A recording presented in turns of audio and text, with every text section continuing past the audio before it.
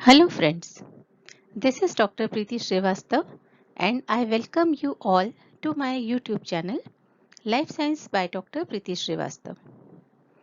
दोस्तों आज हम genetic engineering, gene therapy, DNA fingerprinting आदि अनेक प्रौद्योगिकियों के बारे में चर्चा करते हैं, इनके विषय में जानते हैं।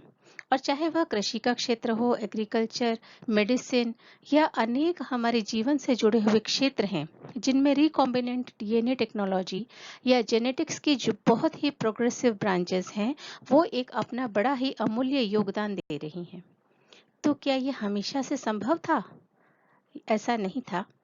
तो आइए मैं आपको उस यात्रा पर लेके चलती हूँ जहाँ ग्रेगर जॉन मेंडल ने स्टार्ट किया था कि जीन्स क्या है, आनुवांशिकी क्या है। हालांकि उस समय वे जीन्स नाम के शब्द से परिचित नहीं थे या उन्होंने इस शब्द का आविष्कार नहीं किया, पर उन्होंने इसे फैक्टर्स कहा था। उस काल से लेकर 16वीं शताब्दी से लेकर यदि हम बात करें तो आज जो हम इस नई पीढ़ी में आ चुके हैं और यहाँ तक जेनेटिक्स के इस विषय ने अपनी कितनी प्रगति की है, इसको हम अलग अलग पड़ावों के माध्यम से या डिफरेंट जो माइलस्टोन्स हैं इनके माध्यम से हम इस जर्नी को पूरा करने का प्रयास करेंगे। Let's start with milestones in genetics. Let's start our journey of genetic experiments and discoveries that will begin with Mendel's experiments and will end to human genome sequencing। सबसे पहले ग्रेगर जॉन मेंडल, जिन्हें father of genetics भी कहा जाता है, उन्होंने अपने बगीचे की मटर पर काफी कुछ एक्सपेरिमेंट्स किए, उनके अलग अलग कैरेक्टर्स को लेके और अपने पेपर्स पब्लिश किए। उन्होंने कुछ सिद्धांत दिए, लॉज ऑफ इनहेरिटेंस, जिनमें कि law of segregation and law of independent assortment है, but at that time this was totally ignored. But फिर भी उनके पब्लिकेशन से एक बात फिक्स हो गई थी कि there are some factors inside the cells which are responsible for the transmission of traits or characters from one generation to another. But at that time, the location was not fixed. Then in 1969 and 1870 and 1869, F. Misher, he discovered nucleic acid as genetic material inside the nucleus of pus cells. So उन्होंने ये discover किया, sales में जो nucleus है उसके अंदर एक पदार्थ है जिसे हम बाद में न्यूक्लिक एसिड के नाम से जानते थे। उन्होंने इसे न्यूक्लियन नाम दिया था, which is high in phosphorus and later on it was discovered as the genetic material. तो मिशर ने ये साबित किया कि जो लोकेशन है जेनेटिक मटेरियल की, that is inside the nucleus. Then afterwards 1902 से 4 में दो साइंटिस्ट थे, सटन एंड बवेरी। उन्होंने एक chromosomal theory of inheritance propose की, जिससे कि मेंडल के जो वर्क था इतने सालों पुराना उसको बहुत सपोर्ट मिला। एंड साथ ही साथ 1908 से लेकर 11 में थॉमस मॉर्गन, जिन्हें एक्सपेरिमेंटल जेनेटिक्स का फादर भी कहा जाता है, उन्होंने फ्रूट फ्लाई या ड्रोसोफिला पर कई सारे एक्सपेरिमेंट्स किए और उन्होंने ये बताया कि जीन्स जो है वो क्रोमोसोम्स के ऊपर लोकेटेड हैं। तो मिशर ने ये कहा था कि जो जेनेटिक मटेरियल है that is inside the nucleus, and now Thomas Morgan he established that the genes are located on chromosomes inside the nucleus, and he also proposed that the eye color gene of Drosophila is located on the X chromosome। अब 1927 में मुलर नाम के एक scientist ने बताया कि X-rays जो होती हैं दे आर म्यूटाजेनिक, और उनके इस म्यूटाजेनिक इफेक्ट का अध्ययन उन्होंने किया ड्रोसोफिला या फ्रूट फ्लाइज पर। इसके लिए उन्हें नोबेल प्राइज भी मिला। म्यूटाजेनिक इफेक्ट क्या होता है कि जब भी किसी एक्सरेज या दूसरे जो म्यूटाजेनिक एजेंट्स होते हैं उनके संपर्क में हमारा कोई भी लिविंग ऑर्गेनिजम्स आते हैं, उनके जीन्स में परमानेंट चेंजेस हो जाते हैं जो कि नेक्स्ट जनरेशन में ट्रांसमिट हो जाते हैं। तो मुलर ने एक्सपेरिमेंट्स किए फ्रूट फ्लाई पे और फर्स्ट टाइम ये बताया कि that the X rays are having mutagenic effect.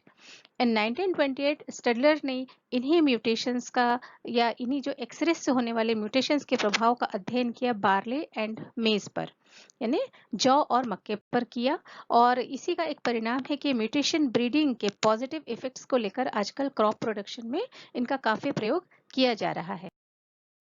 1928 में ग्रिफिथ्स ने अपने कुछ एक्सपेरिमेंट्स किए जिन्हें ट्रांसफॉर्मेशन एक्सपेरिमेंट्स कहा गया।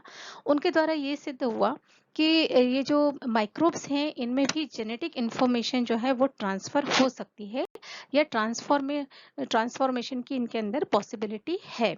इस पर्टिकुलर एक्सपेरिमेंट्स के बारे में जो ग्रिफिथ का है या हम आगे और देखेंगे जेनेटिक मटेरियल से रिलेटेड जो एक्सपेरिमेंट्स हैं इनको हम डिटेल में अगले कुछ एपिसोड्स में इनको डिस्कस करेंगे। तो जैसे आप इस पर्टिकुलर इसमें देख रहे हैं कि एक रफ स्ट्रेन और एक स्मूथ स्ट्रेन होता है एक पर्टिकुलर वायरस का, जो कि रफ स्ट्रेन जो होता है वो नॉन विरुलेंट होता है, स्मूथ स्ट्रेन जो है विरुलेंट होता है। बट जब उन्होंने हीट किल्ड किया विरुलेंट स्ट्रेन को और उसे उन्होंने रफ स्ट्रेन और हीट किल्ड को मिक्स किया, तो वैसे तो उसमें वायरस मर जाना चाहिए था, बट उन्होंने देखा कि हीट किल्ड वायरस के अंदर कुछ ऐसी प्रॉपर्टीज या ऐसा कुछ मटेरियल है जो कि नॉन विरुलेंट वायरस को विरुलेंट कर देता है और उससे जो हमारे एक्सपेरिमेंटल इसमें माइस है उसकी डेथ हो जाती है। तो ये तो साफ सिद्ध हो गया कि there is something called genetic material जो कि हीट किल करने पर भी वायरस में मर नहीं रहा है अदरवाइज, और जो ट्रांसफॉर्मेशन का कारण बन रहा है। साथ में साइड बाय साइड 1930 में बीडल एंड टेटम ने एक थियरी दी जिसके लिए उन्हें नोबेल प्राइज मिला। That theory was about one gene one enzyme theory. One gene one enzyme, that means each and every enzyme is controlled और synthesised by only one particular gene. और ये जो हमारा वन एंजाइम है ये जो metabolic pathways हैं इसमें किसी न किसी स्टेप पर अपना एक फंक्शन या रोल अदा करता है। तो हर एंजाइम के लिए एक जीन है।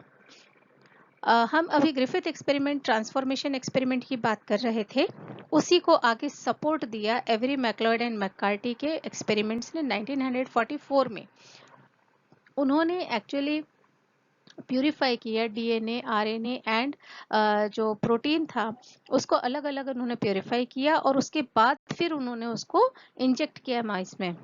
तो उसके बाद उन्होंने ये देखा एंड प्रूव किया that DNA is the basis of heredity, not the protein not the RNA but only DNA is the heredity. इसी को और सपोर्ट किया 1952 में हर्शी एंड चेस के एक्सपेरिमेंट्स में, जिससे और अधिक ये प्रूव हुआ कि जेनेटिक मटेरियल जो है वो डीएनए है, प्रोटीन नहीं है। तो अब यहाँ तक दोस्तों ये फिक्स हो गया था that the genetic material inside the cell, inside the nucleus, there are something called chromosomes on which genes are located, and these genes are made up of DNA, and which is the ultimate genetic material. In 1953, Rosalind Franklin, Watson and Crick discovered the double helical structure of DNA. तो x ray diffraction techniques थी, इसके अलावा कुछ और दूसरी techniques थी जिनसे ये 1953 में डीएनए की वॉटसन एंड क्रिक को नोबेल प्राइज भी इसमें मिला। 1955 में बेंजर ने जीन को एक सिस्ट्रॉन, म्यूटॉन एंड रिकॉन की यूनिट के तरीके से रिप्रेजेंट किया। What are these cistron, muton and recon? Cistron means functional unit, muton means mutational unit, and recon means the unit of recombination. In 1961 to 64, genetic code was discovered by Nirenberg and co-workers. Genetic code means this is a set of three bases or nucleotides which is responsible for the formation of one amino acid. So this genetic code and its discovery was very helpful for the further genetic researches. भारतीय मूल के वैज्ञानिक हरगोविंद खुराना जो अपने आगे की शोध के लिए अमेरिका चले गए थे, वहां 1968 में उन्होंने फर्स्ट सिंथेटिक जीन प्रिपेयर की। 1970 से दौर शुरू हुआ एक नई प्रौद्योगिकी का। फर्स्ट रेस्ट्रिक्शन एंडोन्यूक्लियस एंजाइम जो था वो आइसोलेट किया गया, जिसके लिए इन तीन साइंटिस्ट को 78 का नोबेल पुरस्कार भी मिला। रेस्ट्रिक्शन एंडोन्यूक्लियस वो एंजाइम होते हैं जो डीएनए की श्रृंखला को एक पर्टिकुलर साइट पे कट करते हैं। इन एंजाइम्स के जब डिस्कवरी हुई तो इन डिस्कवरी से जेनेटिक इंजीनियरिंग की जो आज हमारी ब्रांच इतनी ज्यादा प्रोग्रेसिव है उसकी शुरुआत हुई। 1973 में recombinant technology Boyer and Cohen के द्वारा 76 में डीएनए सीक्वेंसिंग टेक्निक जो थी वो अच्छे से डेवलप कर ली गई।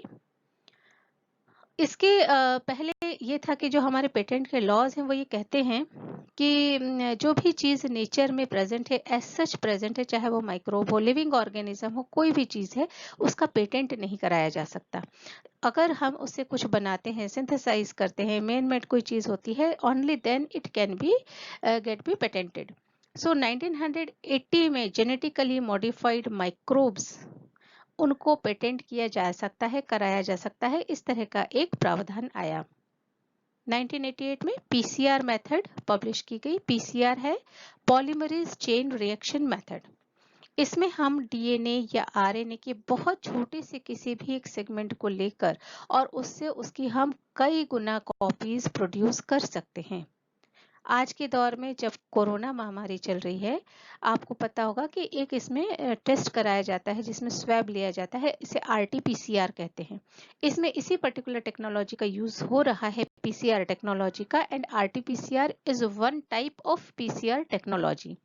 तो जो हमारे गले से या थ्रोट से जो स्वैब लेते हैं, उसमें जो आरएनए पार्टिकल होता है उस पर्टिकुलर वायरस का, कोविड-19 जो स्प्रेड कर रहा है उसका, तो उस वायरस के पार्टिकल से आरएनए सेपरेट किया जाता है, उस आरएनए से फिर डीएनए बनाया जाता है, that is why it is called RT, reverse transcription. And then उस पर्टिकुलर डीएनए के बहुत छोटे से हिस्से से उसकी करोड़ों कॉपीज बनाई जाती हैं, उसको एम्पलीफाई किया जाता है एंड देखा जाता है कि वेदर इट इज प्रेजेंट और नॉट। सो लाइकवाइज इसके बहुत सारे उपयोग हैं पीसीआर टेक्नोलॉजी के। 1990 में ह्यूमन जीनोम प्रोजेक्ट जो था वो स्टार्ट हुआ। 96 में ईस्ट का कंप्लीट डीएनए सीक्वेंस पता कर लिया गया। 1997 में आप सब शायद इससे विदित होंगे, काफी फेमस हुआ था, चर्चा में आया था, एक शीप भेड़ थी जिसका नाम डॉली रखा गया, वो न्यूक्लियर क्लोनिंग की मदद से तैयार की गई। 2000 में एक सब प्लांट होता है अरेबिडोप्सिस, जिसका सबसे छोटा जीनोम होता है, इसका पूरा जीनोम सीक्वेंस किया गया। एंड लास्टली 2001 में ह्यूमन जीनोम जो कंप्लीट उसकी सीक्वेंसिंग कर ली गई। तो दोस्तों यहाँ तक का ये सफर रहा और आज भी अभी भी ये निरंतर प्रगतिशील हैं।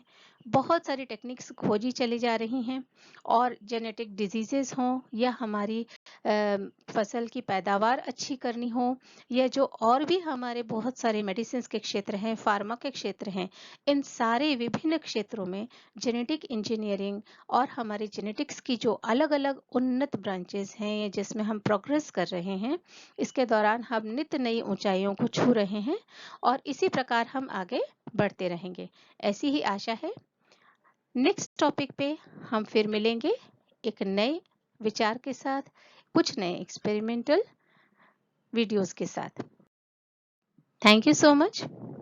Stay happy, stay safe.